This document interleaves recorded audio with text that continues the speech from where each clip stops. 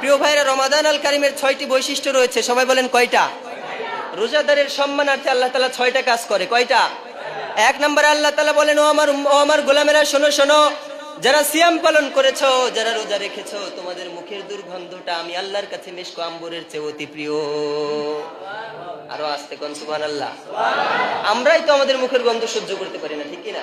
আপনি 2 দিন ব্রাশ না করে থাকেন তো, মিসওয়াক না করে থাকেন তো, আপনার মুখের দুর্গন্ধ আপনিই সহ্য করতে পারবেন না, ঠিক কি না?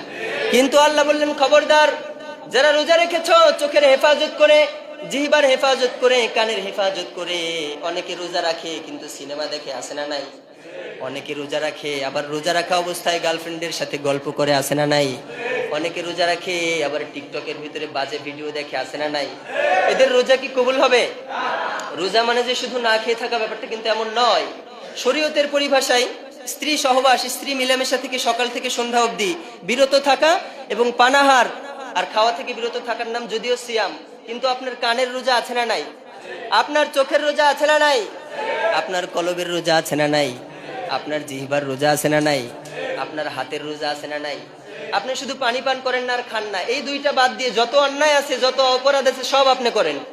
আবার অনেকে দেখবেন সেহরির আগে বিড়ি টানে, আবার ইফতারির পরে গাঞ্জা খায়, আছে না নাই? এদের রোজা কি কবুল হবে নাকি? আরো আস্তে কোন। এদের রোজা কোশ্চিনকালেও কবুল হবে না। রোজা রাখি আমরা, হালাল জিনিসটাকেও হারাম ঘোষণা করে দিই নিজেদের উপরে, ঠিক না? ঠিক বুঝা থাকলে বলেন, আপনি যে মেয়েকে বিয়ে করেছেন, এই মেয়ের সাথে মিলেমিশে আপনার জন্য হালাল নাকি হারাম? কিন্তু সিয়াম পালন করা অবস্থায় কি এটা আমরা করি? হালাল কাজটাকেও আমরা বর্জন করি, একজনকে ভয় করে, তিনি কে? আপনার বাসায় হাড়ি ভর্তি খাবার আছে, পাতিল ভর্তি খাবার আছে, আপনার টিউবওয়েলে পানি আছে, আপনি কি পান করেন সিয়াম পালন করা অবস্থায়? পান করা হালাল নাকি হারাম? আপনার বাসায় হালাল টাকার খাবার আছে, আপনি খান না, আপনার উপরে হালাল নাকি হারাম? হালাল, কিন্তু আপনি নিজের উপরে হারাম ঘোষণা করেছেন কার ভয়ে? হালাল জিনিসটাকে আল্লাহ তাআলার ভয়ে দিনের বেলায় আপনি পান করলেন না।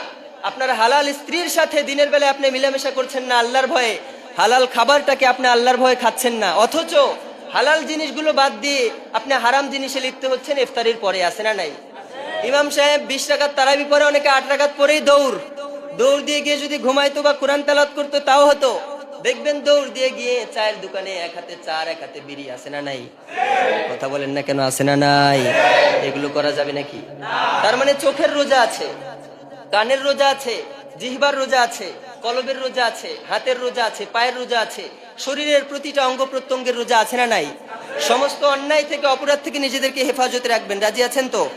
তার মানে রোজাদারের সম্মানার্থে আল্লাহ তাআলা কয়টা কাজ করে বলেন?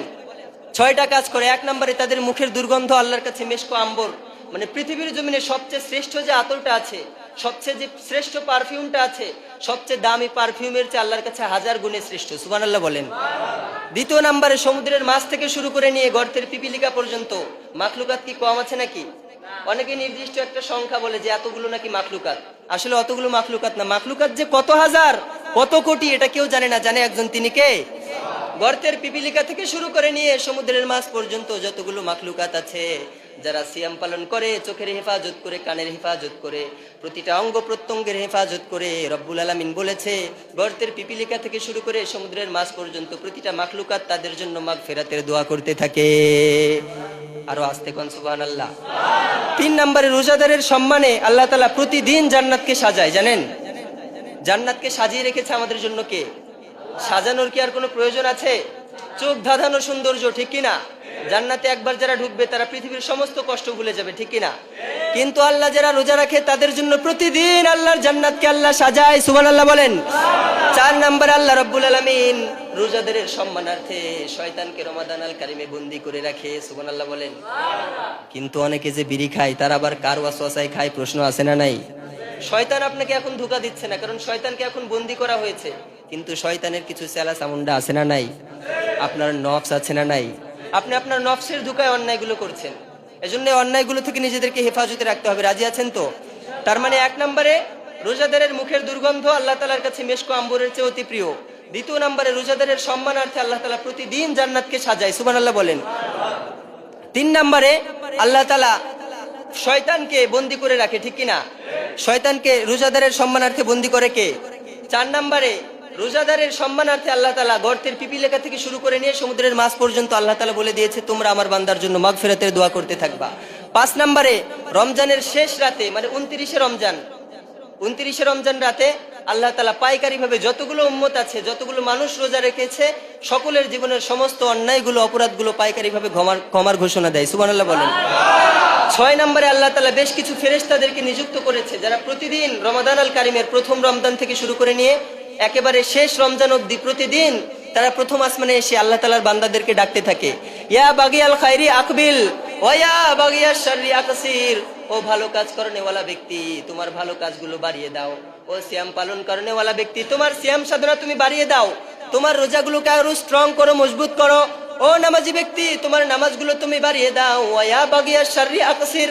ও অন্যায়কারী, ও জিনাকারী, ও গীবতকারী, ও বিড়িখোর, ও গাঁজাখোর, ও জুয়াখোর, ও সুদখোর, ও ঘুষখোর, তোর অন্যায়গুলো বন্ধ কর। রমজান মাসে অন্যায় করিস না, রমজান মাসে অপরাধ করিস না।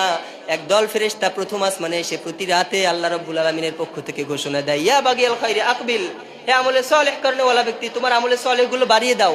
যত আমল করবা 70 গুণ বেশি সওয়াব দান করবে কে? ওয়া ইয়া বাগিয়াশ শাররি আকসির, হে অন্যায়কারী ব্যক্তি, তোমার অন্যায় আর অপরাধগুলো কমিয়ে দাও। অন্যায় অপরাধ কমালে জান্নাতের মেহমান বানাবে কে? এজন্য প্রিয় ভাইরা, এই কাজগুলো করার দরকার আছে না নাই? আমরা সিয়াম পালন করব একজনকে রাজি খুশি করার জন্য, তিনি কে? আমরা যেন আল্লাহ তাআলার রাজি খুশি অনুযায়ী, বিশ্বনবীর সুন্নাহ অনুযায়ী সিয়াম পালন করতে পারি। আল্লাহ তুমি তৌফিক দাও।